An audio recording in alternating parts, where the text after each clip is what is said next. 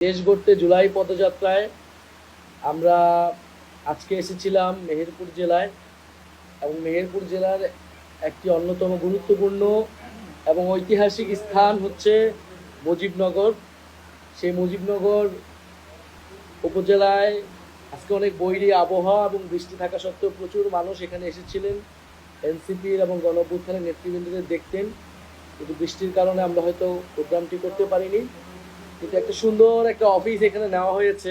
যখন আমরা জানি যে খুবই ঐতিহাসিক একটা জায়গা, যার পূর্ব নাম ছিল বৈদ্যনাথতলা, যেখানে স্বাধীনতার ঘোষণাপত্র পাঠ করা হয়েছিল, শপথ পাঠ করা হয়েছিল যে অস্থায়ী সরকারের। এবং এই স্বাধীনতা ঘোষণাপত্রের মূল মন্ত্র ছিল তিনটি, যে সাম্য, সামাজিক ন্যায় বিচার তথা ইনসাফ এবং মানবিক মর্যাদা। আমরা 71 সালে কিন্তু এই তিনটা শব্দ নিয়ে আমরা স্বাধীনতা বাংলাদেশের সূচনা করেছিলাম, এবং এই তিনটা মূলমন্ত্র এবং এই ঘোষণাপত্র পাঠ করা হয়েছিল এই মুজিবনগর থেকে। ফলে মুজিবনগর ঐতিহাসিকভাবে খুবই গুরুত্বপূর্ণ একটা জায়গা, এবং এই তিনটা মূলমন্ত্র আমরা বাংলাদেশের 53-54 বছর হইলেও আমরা এখনো অর্জন করতে পারিনি। এই 71 সালের যে মুক্তিযুদ্ধের আকাঙ্ক্ষা, 72-এর সংবিধানের মধ্য দিয়ে এই তিন মূলনীতিকে না নিয়ে নতুন করে অন্য 4 মূলনীতি, যেটা ইন্ডিয়ার প্রেসক্রিপশনে 4 মূলনীতি নেওয়া হয়েছে, বাংলাদেশ সমাজ ও রাষ্ট্রকে বিভাজন করা হয়েছে বাঙালি জাতীয়তাবাদ, সেকুলারিজম ইত্যাদির নামে।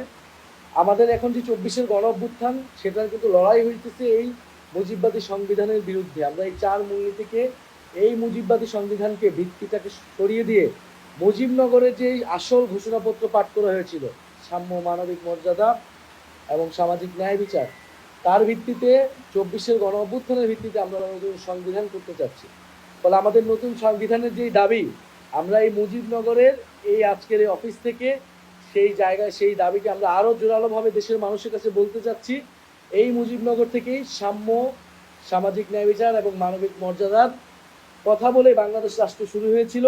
সাধারণ মানুষকে সাথে নিয়ে, ছাত্র জনতার সাথে নিয়ে সেই মানবিক মর্যাদা, সামাজিক ন্যায় বিচার এবং সাম্যের বাংলাদেশ গড়ে তুলতে পারবে ইনশাআল্লাহ।